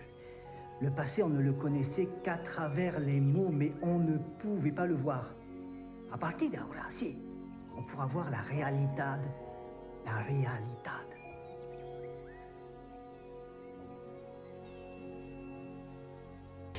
Ese juego tan bonito de la leyenda, el cine, la sombra, todo eso que además en Marco lo plantea de otra forma distinta, pero también está ahí, ¿no? ¿Cómo surge todo eso? ¿O por qué os interesa tanto esa manera de hablar de cine sin hacer una película sobre el cine? Que no descarto que algún día podría ser. O sea, yo creo que ayer comentábamos que hay como distintos temas que van repitiéndose en nuestra filmografía y este es claramente uno de ellos. Cómo se cuenta la historia, cómo se puede manipular la historia, cómo, digamos, el relato ya per se, desde el momento que relatas, trae consigo la manipulación y cómo, digamos, la historia, en este caso de Andía, el boca a oreja hace que la historia vaya creciendo, como va creciendo físicamente el mismo gigante y cómo, digamos, en una época en la que se están dando avances tecnológicos, como por ejemplo el daguerrotipo y tal, genera otro nuevo contexto, digamos, a esta historia que hasta la creación de eso pues no se podía, digamos, recoger en ningún formato más allá del cuento y de la ilustración, ¿no? Y yo creo que esto, bueno, en Marco también, de otra manera, pero está súper presente. Nosotros creo que tenemos una pequeña obsesión con el tema. Yo creo que hay también como obviamente era algo que estaba contextualizado en el tiempo, ¿no? En ese momento histórico, que era la aparición del daguerrotipo, etcétera.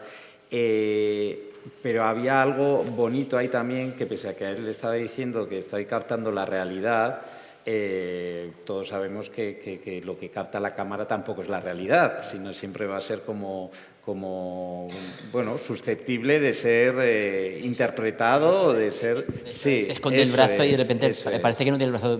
Eso es. Entonces, claro, y además estamos hablando de una historia donde sabemos que luego siguió transmitiéndose y siguió transformándose la historia, ¿no? Con lo cual, por mucho que creemos mecanismos con los cuales creemos que estamos captando la realidad, obviamente luego vendría el cine, la televisión, etcétera, ¿no? Y cada vez nos parece como que estamos más cerca de captar esa realidad y de dejar para la posteridad lo real, y obviamente en algunos aspectos sí se consigue, pero siempre hay un margen para la fabulación, ¿no? Y yo creo que la peli también habla un poco de eso, ¿no? De esa capacidad de fabulación que tenemos los humanos, ¿no? Y ya no solo de eso, bueno, unido con eso también, ¿no? Algo muy actual que es todo el tema de la posverdad, ¿no? Que obviamente en Marco está claro, pero que en Andía también puede estar, ¿no? Este punto de manipular, ¿no? la imagen y de manipular un relato.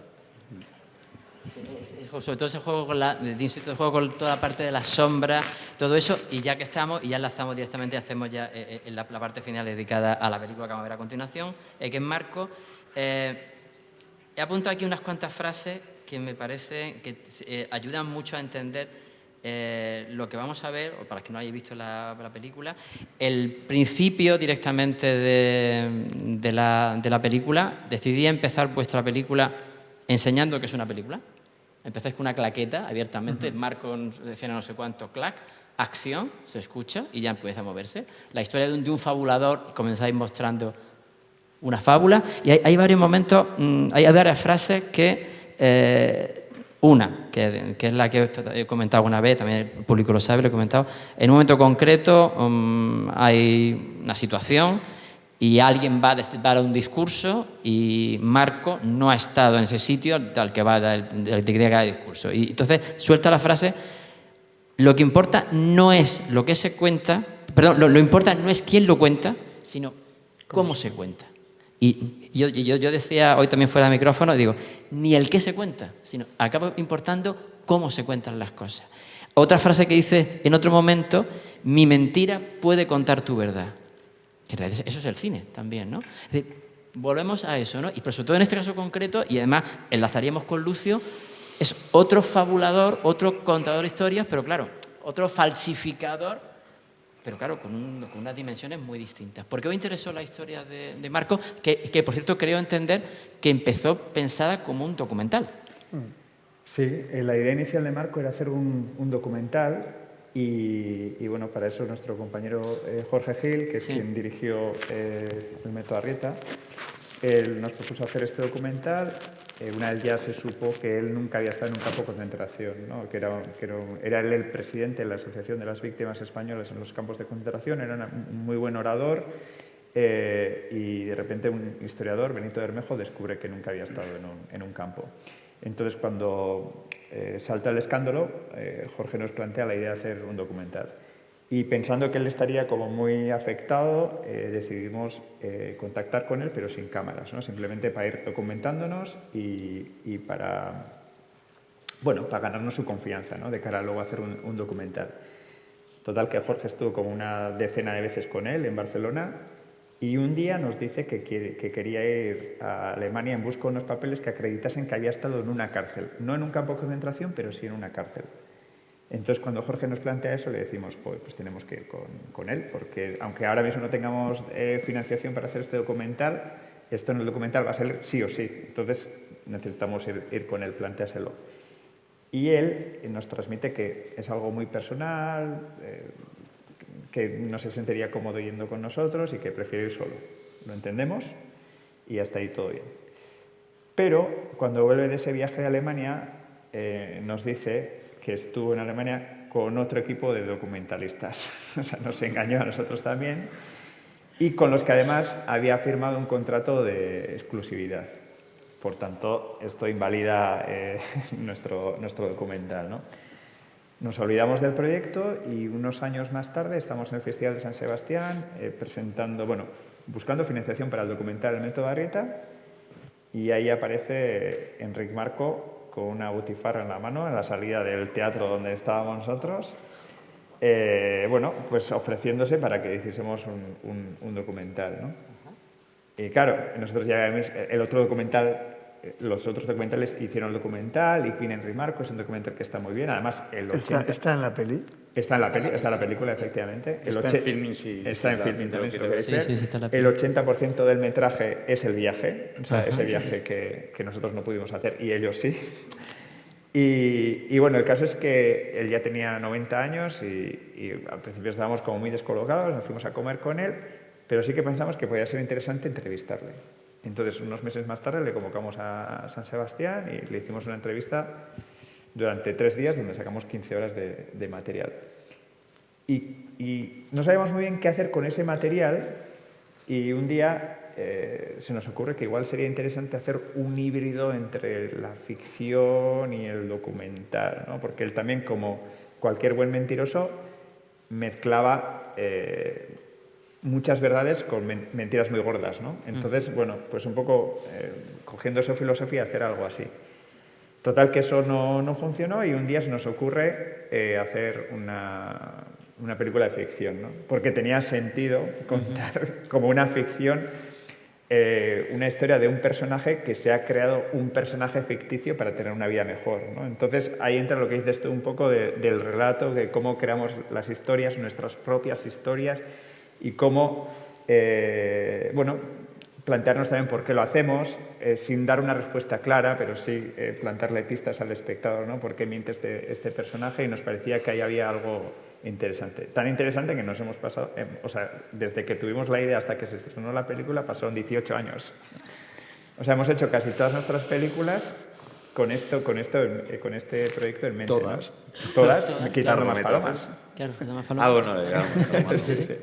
Y sí, al final se pudo hacer la película, que además habla sobre algo que está ahora muy en la calle, ¿no? Que es la verdad, la posverdad, cómo mezclamos, bueno, pues el valor propio de la verdad, que parece que ya no importa, ¿no? O sea, que ahora ya es como que cada uno va con su discurso y da igual que sea verdad o mentira, tira para adelante con eso, y creo que Marco es en cierto sentido un adelantado a su tiempo, ¿no? En ese sentido. Pero ahí, por ejemplo, las dos frases que has comentado que son muy de Enric Marco también, o sea, era una persona que le echaba mucha cara, ¿no? No es quién lo cuenta, sino cómo lo cuenta. Quién lo cuenta también es importante. Claro. No es solo...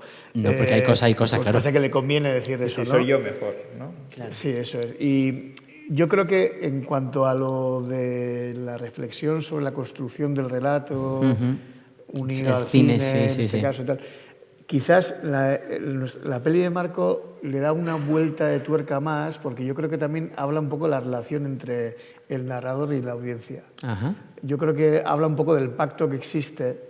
Al final, Enric Marco es un personaje, era un rockstar, también porque la audiencia exigía esta clase de personaje. Lógicamente, la responsabilidad no es la misma.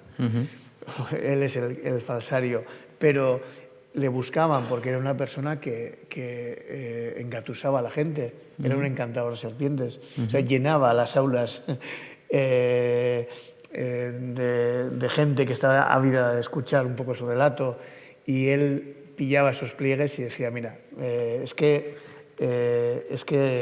no es solo que lo cuente bien, sino que además es que me están buscando, ¿no? O sea, de alguna manera, ¿no? Sí. O era quizás una parte de su coartada. Y yo creo que también la peli habla de cómo existe un pacto entre la audiencia que da una confianza al narrador, ¿no? Y cómo el narrador, cuando estás viendo ficción sabes que es ficción, pero a veces la audiencia también tiene que poner algo de su inocencia para que eso te funcione, ¿no? Y pasa muchas veces cuando hay gente que de repente...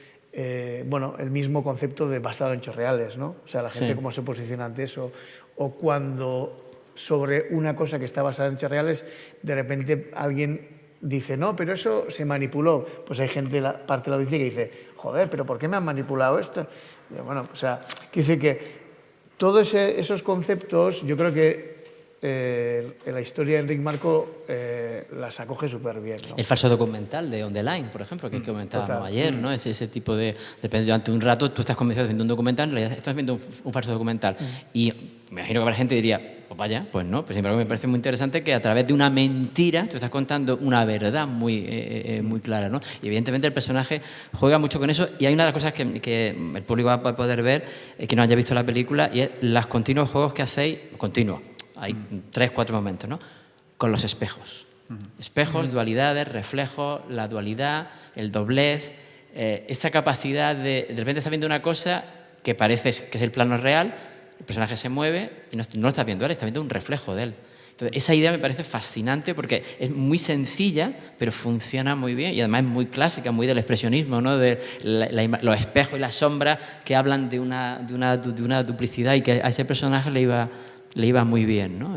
Creo que eso son una serie de elementos, y vuelve a enganchar por lo que estabais diciendo, ¿no? Por vuestro interés por la por el tema del relato, ¿no? De cómo el cine es capaz de, de engancharnos. Había un documento que recogía... Sí, es que el tema del espejo era importante porque realmente nosotros nos planteamos quién era Enric Marco, ¿no? Y también nos planteamos si él mismo sabía quién era ya Enric Marco, ¿no? Él había creado un Enric Marco, bueno, perfecto, por decir una forma, y cuál era la esencia del Enric Marco real, ¿no? El que está o ese espejo que le muestra algo que se parece a lo que es pero no es, ¿no? Entonces continuamente jugamos con esa idea y de hecho hay momentos en los que Eduard Fernández, el actor que interpreta a Marco, mira a la cámara directamente replanteándoselo, ¿no? De alguna forma, ¿no?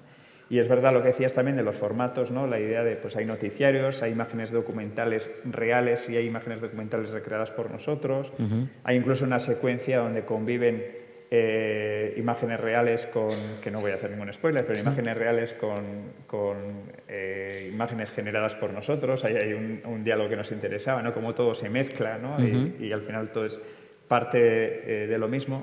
Entonces, bueno, pues sí que la idea de la peli era replantearse eso, ¿no? Cómo se cuentan las historias y que por su forma unas formas de contar no son más válidas que otras, por mucho que la gente interprete que quizás un documental sea más verdad cuando no tiene por qué ser así, ¿no? Porque en un documental también hay un punto de vista subjetivo. Claro.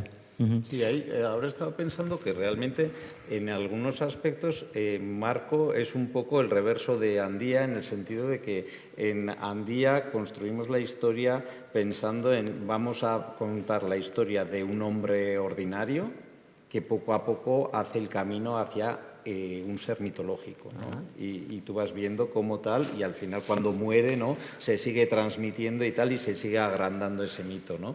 Mientras que en Marco pasas, asistes, en cierta forma, al desmoronamiento de ese ser ficticio, ¿no? Para quedarte al final con un señor ordinario y común, ¿no? Entonces sí que al final, a lo mejor en algunos aspectos puede ser el reverso, pero a la vez estás hablando de lo mismo, ¿no? Y que no deja de ser también, yo recuerdo que cuando estrenamos Lucio, mucha gente se pensaba que era un falso documental. Fíjate. Entonces, bueno, sí que es verdad que habéis estado jugando con eso. Personajes están en cierta manera unidos, ¿no? De todos modos, aparte de todo lo que estamos diciendo de Marco, yo creo que uno de los motores para trabajar en el recuerdo que tengo yo en la historia era un poco el misterio que tenía de por qué hace todo esto. Primero, ¿por qué necesita hacer esto, ¿no? Y luego ya una vez le descubren por qué hace lo que hace, ¿no? Sobre todo es eso, ¿no? O sea, que es, al final, una persona que en vez de reconocer, o no reconocer, pero bueno, esconderse y meterse en un agujero, como solemos decir, pues da un patadón para adelante y defiende lo que no sabes lo que está defendiendo, ¿no? Pero es algo, hasta el punto de que, bueno, pues con 90 y tantos años se planta a hora y media de su casa, ¿no? Bueno, estamos haciendo spoilers quizás, spoiler. Sí, bueno, no, pero bueno, sí. Lo veréis. Lo verán ahora. Bueno, vamos a dejar un tiempo para pues, creo que queréis preguntar algo antes de que veamos la película. Micros por ahí, por favor, por ahí. Sí. Miguel, ponos mientras la imagen última que hay, exactamente esta, que se ve aquí el rodaje, que se ve a Jon y a Aitor ahí. El rodaje de una secuencia que no está en la película. Que no está en la película, efectivamente, os iba a decir, ese castillo, ese escudo no me suena que esté en la... Sí. Ese castillo que es la rentería, pero que supuestamente en ficción estaban en esto. Sí, no, quería preguntarle si dejan mucho a la improvisación a los actores y actrices que trabajan con ustedes o está todo muy... A ver, en los ensayos sí que intentamos a veces que haya improvisación. A mí me gustaría que hubiese más igual, pero a veces nos faltan herramientas. No tenemos tampoco la habilidad suficiente para... Pero lo que es a rodaje yo creo que lo llevamos bastante atado. Siempre surgen cosas y obviamente las incorporas, ¿no? Y también depende bastante del actor. Hay actores que no les gusta improvisar y hay actores que sí, ¿no? Por ejemplo, yo recuerdo en ese sentido La trinchera infinita, a lo mejor es como el ejemplo más claro, porque a Belén no le gustaba mucho improvisar, pero a Antonio sí, o Antonio de la Torre. O sea, o más que improvisar, le gustaba que le estuvieses todo el rato dando estímulos nuevos para que sus reacciones fuesen como lo más verdaderas y naturales posibles, ¿no? Y recuerdo que nos pedía, además como era una película donde todo se rodaba, digamos, en campo y contracampo, y cuando rodabas lo de Antonio de la Torre, realmente lo que tenía enfrente no era el contracampo, sino que era un foco, ¿no? Pues te tenías que inventar un poco la manera de estimularlo y de conseguir su reacción, ¿no? Entonces estabas constantemente, él te iba contando en las comidas y tal, cosas de su vida y tal, para que tú luego lo utilizases para conseguir su reacción, ¿no? Que eso no es necesariamente improvisación, pero él sí es como un actor muy orgánico al que le gusta como variar, y no te va a dar seguramente dos tomas iguales, ¿no? Pero eso, depende un poco también del actor, y sí que en según qué secuencia, como ha explicado antes John, sí que en el ensayo, a lo mejor si no estás muy seguro del diálogo o estás buscando todavía, pues igual planteas un poco la situación e improvisas con los actores, ¿no? Pero no somos amigos de improvisar delante de la cámara de cero. O sea, de hecho, a mí normalmente, cuando veo la improvisación ante la cámara directa, la improvisación directa, muchas veces no me suele funcionar muy bien. O sea, noto como un falso naturalismo que no me lo acabo de creer, pero eso ya es, claro, eso ya es criterio de cada uno. A mí sí la improvisación sí me gusta en los ensayos, pero no tanto en rodajes, salvo que sean cosas puntuales, ¿no? Pero bueno, no sé si opinamos todos igual. Sí, yo sí. Yo siempre suscribo digo lo que que dices. me gustaría probar una vez, quizás en un corto o algo, siempre digo que me gustaría probar, ¿no? O sea, cómo sería rodar improvisando. Siempre, sí, es algo que me atrae. No comparto la idea de José María. A mí yo creo que a veces juego películas de Mike Leigh, que sabes que improvisa un montón. Pero y tal. improvisa en ensayo, ¿eh? Bueno, pero luego también hay secuencias que dice que salen de la peli, ¿eh? Yo O sea, lo que tengo leído de él es que él lo lleva todo ya muy atado de ensayo. Ya, pues no sé. Yo creo que a mí, o sea, en el set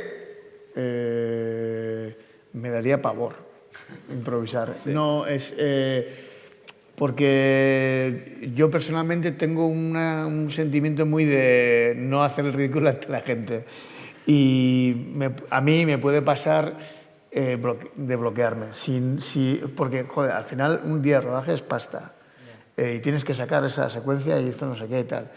Y bueno, sí, a mí. Y luego, la primera vez que trabajas con un actor, yo creo que la primera semana, 2 semanas, es de conocerte. Porque una cosa es conocerte en los ensayos y haber hablado y no sé qué, y luego, vale, y ahora en el set, con presión, con tal, no sé qué, ¿cómo lo funcionamos, no? Pues con Nagore, por ejemplo, ya como lo hemos trabajado muchas veces, pues ya está, o sea, eso iba rodado, es más palomas. Soloiz, por ejemplo, vosotros habéis trabajado en Loreac, pero como actor principal no sabíamos.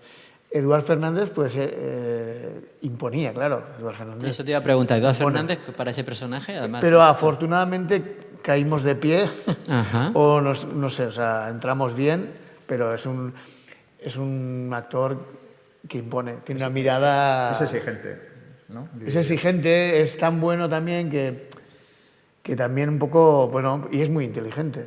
O sea, que hay mucha inteligencia ahí. Hay mucha clase de inteligencia. O sea, hay como mucha psicología esos primeros días. A ver hasta dónde entramos, hasta dónde tal.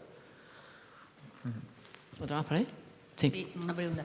Viendo ayer La trinchera infinita, hay una escena en la que Antonio de la Torre, ¿no?, personaje de Higinio, sale corriendo y lo disfraza a su mujer de vieja. Entonces, una escena entre cómica, dramática y trágica, ¿no? Muy trágica.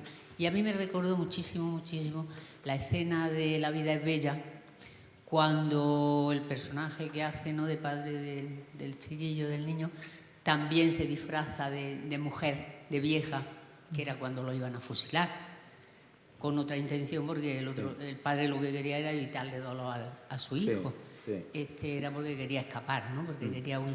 No sé si tiene alguna conexión, si es antes de, si está ahí en paralelo, no me sé los tiempos. A lo mejor estaba en el subconsciente, pero no, realmente la conexión de esa situación era...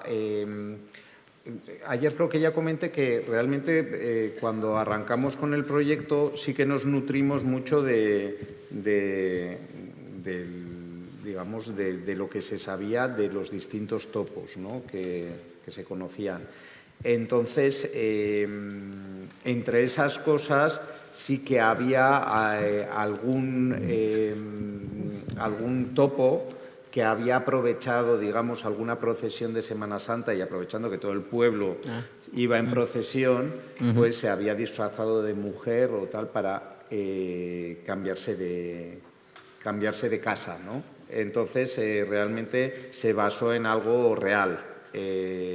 No me acuerdo ahora en mismo. este caso, Manuel Cortés, el alcalde de Mijas, lo hizo, ¿no? Es uno de los que lo hicieron. Sí, pero era una mezcla, porque sí, es luego verdad. había más. Manuel Cortés se había disfrazado de mujer, pero había otro Manuel Hidalgo que se había cambiado de casa aprovechando que la gente, digamos, que el pueblo iba en procesión de Semana Santa. Entonces, pues mezclábamos datos de distintos topos para crear la situación, ¿no? Mi secuencia favorita de Andía es ese terrorífico viaje a Madrid, que no son los lobos, es el viaje a Madrid. Y hay un primer momento en el que gente muy ilustrada se ríe del acento de la persona que habla. Y con posterioridad está la magnífica presentación a la reina y todo lo que ocurre alrededor de eso, ¿no? Pero yo me quedo especialmente en una frase en la que pregunta, ¿pero es retrasado? Dice, no, es vasco. Creo que el mensaje es evidente, ¿no? El mensaje es evidente. Igual porque como retrasado y vasco... Habéis dejado constancia. Sí, total. Bueno, a ver... en Andía también hay un punto que también, por ejemplo, en el documental de Peruena también se comentaba y tal, de que la gente un poco de pueblo, de caserío, de tal y cual, ya no solo para cuando vas a Madrid, sino incluso cuando bajas a la ciudad o tal, puede haber como una especie de reírse, ¿no? Un poco de esta gente un poco analfabeta, tal y cual, no sé qué. En este caso, en la secuencia con la reina, yo creo que tiene ese sustrato, se acentúa y luego también un poco, a ver, es verdad que el tema del euskera, el tema del vasco y tal, es un temón, ¿no? Porque hay como, hoy en día también sucede, pero bueno, que dice que más en esa época y tal, nosotros, y esto es abrir un melón, pero también... hemos recibido muchas historias, sobre todo en la época de Franco y tal, posteriores a Andía, pero tal, en el que también un poco pues, se reía un poco de la persona que solo era vascoparlante, hasta el punto de que hoy en día, hace no mucho, también a una Bercholari, que no sé si lo sabéis qué es, una Bercholari es como una especie de poeta repentista, improvisadora, que son muy populares en Euskadi porque son como gente muy potente, creadora, bueno, pero sobre todo asociada al euskera. Un periodista, cuando le hizo una entrevista en castellano, al finalizar la entrevista le preguntó, joder, no sabía que hablabas también el castellano, ¿no? Y ella le dijo, bueno, o sea, que dice que aquí yo soy bilingüe, el problema es tú que no sabes euskera siendo del País Vasco, ¿no? Quiero decir, toda esta tensión, más allá de Andía y tal, yo creo que en el País Vasco sí lo vivimos unos más que otros, tal y cual, y yo creo que eso se traslada de alguna manera ahí también con la intención de un poco de generar cierto humor y de que la peli no sea solo dramático y tal, y cada vez vamos a peor y no puedo parar de crecer, y el otro no puede parar de mover, quiere mover la mano, pero no puede. O sea, dice que ayer comentábamos, ¿no? Hay que buscar un poquito a veces de descompresión humorística, ¿no? Y yo creo que nace de ahí un poquito, ¿no? O sea, no sé. Sí, bueno, y luego también había algo ahí en el personaje de Martín, o sea, del hermano, que era como alguien que quería huir, que quería alejarse de su lugar de origen, quería volar, pero nunca lo consigue. O sea, es un poco como, no me acuerdo cómo se llamaba el personaje de James Stewart en La vida es bella, uy, La vida es bella, qué bello es vivir, ¿no? Que nunca consigue... Josh Bailey, pues que nunca termina de marcharse, ¿no? Y había algo en él como que más que en los otros personajes, porque no es algo que le pasa al personaje del gigante, pues que se avergüenza, ¿no? De su origen, se avergüenza ante semejante público, ¿no? Supuestamente pues, selecto o de una cierta élite, pues como que se avergüenza, ¿no? Ante su provincianismo, su punto pueblerino, ¿no? Pero a la vez ellos mismos, en la secuencia que hemos visto, ellos mismos sacan partido también le voy a hablar en su idioma, ¿no? O sea, también a veces en torno a lo vasco y tal se tiende a mitificar y generar una imagen pseudo-mitológica, ¿no?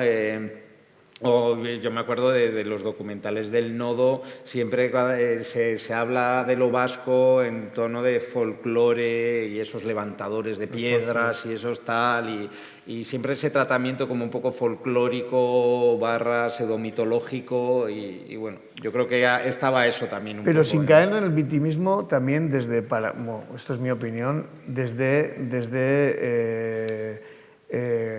una cierta, diría que injusticia que se ha cometido con el vascoparlante en general. Quiero decir que yo sí creo que se te mete hasta el tuétano el tema de, oye, o sea, habla en cristiano, ¿no? Esto es así.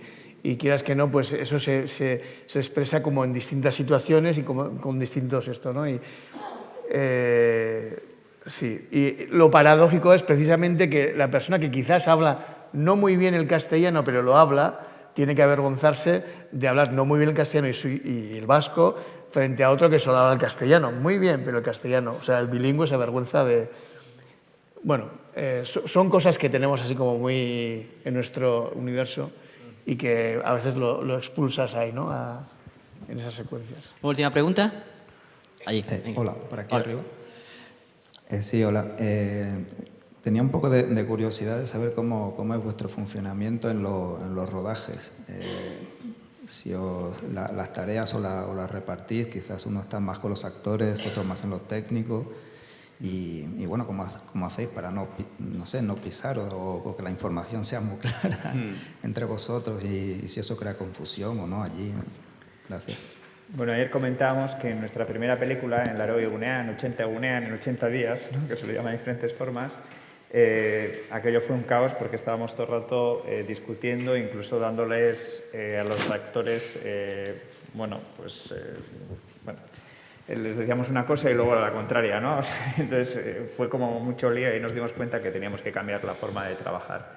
Entonces, a partir de ahí, decidimos que lo mejor era que en rodaje nos dividiésemos las tareas, ¿no? Que uno estuviese más con los actores y que otro estuviese con el equipo técnico.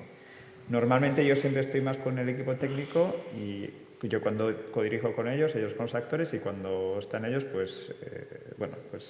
van variando, ¿no? La forma de trabajar, pero sí que normalmente uno está con los actores y otro con el equipo técnico. Eso en rodaje, porque lo que es tanto en la preproducción como en la postproducción estamos todos juntos y revueltos. El rodaje tiene que ser así porque es que en el fondo un rodaje es muy caro y tienes que ir rápido y de otra forma sería imposible, sería un caos como fue en Laroi Egunean, ¿no? Pero sí que es verdad que esto no quiere decir que no puedas opinar en el apartado, entre comillas, del otro, ¿no? Y esto pasa constantemente. Y, por ejemplo, siempre que trabajamos, o sea, como trabajamos así, a los actores les decimos, normalmente estamos de acuerdo, pero hay un momento en el que quizás te pidamos una cosa completamente diferente, y eso es porque entre nosotros no nos hemos puesto de acuerdo y tenemos dudas en ese momento y preferimos llevárnoslo a la sala de montaje, ¿no? Y luego pasan cosas muy curiosas, como que, y nos ha pasado muchas veces, que en rodaje yo, por ejemplo, estoy defendiendo la idea A, mi socio está defendiendo la idea B, y en montaje yo estoy defendiendo la B y él está defendiendo la A, pero a muerte además, ¿no? Entonces, al fin y al cabo, o sea, a veces hasta nos viene bien esta dinámica, ¿no? de trabajar así. Y bueno, también es diferente según las combinaciones, o sea, cuando yo trabajo con José María está como mucho más dividido, con Aitor, bueno, nos mezclamos un poco más, bueno, depende un poco de la personalidad de nuestras propias personalidades, ¿no? A la hora de trabajar.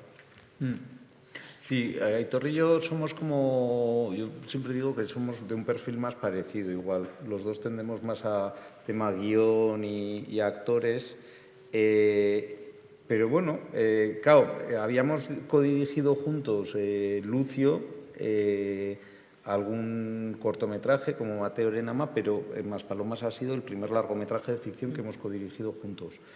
Quitando la parte de La trinchera. Ah, bueno, y en La trinchera, es verdad. Sí, bueno, y en la serie de Valenciaga, cierto, pero bueno. Entonces, realmente cuando codirigimos juntos, la división no es tan clara. O sea, es verdad que en rodaje siempre hay un interlocutor, sobre todo para los actores, ¿no? Sí. Pero había días que igual estaba yo más con los actores, había días que estabas tú, y como ya todo está, digamos, hablado, digamos, en los ensayos, incluso previo, mientras los técnicos están preparando el set, pues tienes tiempo también para ensayar lo siguiente que se va a rodar, pues ya llegas al set como con los dos bastante hablado, ¿no? Con los actores. Y luego, pues lo que decía John, que si hay algo que si está, por ejemplo, dirigiendo Aitor a los actores y yo me he quedado con la sensación de que a lo mejor quiero otra cosa o lo que sea, pues ya una vez él ha conseguido lo que quiere, pues entro yo y lo pido también. Bueno, pues más una segunda sesión de disección del trabajo, creo que es súper interesante. Como habéis visto, son parlanchines y eso ayuda mucho a saber todo eso. Mañana os recuerdo que invertimos el orden y adelantamos la sesión, será a las 6:30. Ellos presentarán la película Maspalomas y al terminar ya tendremos una charla sobre la película y un par de temas más que nos quedaría, porque nos quedan por presentar dos de las películas que veremos el viernes que viene, que ellos no dirigieron, pero sí han producido, y me interesa mucho también que nos cuenten el porqué. John, José Mari, Aitor, muchísimas gracias de verdad por toda la entrega, por todo eso. Gracias.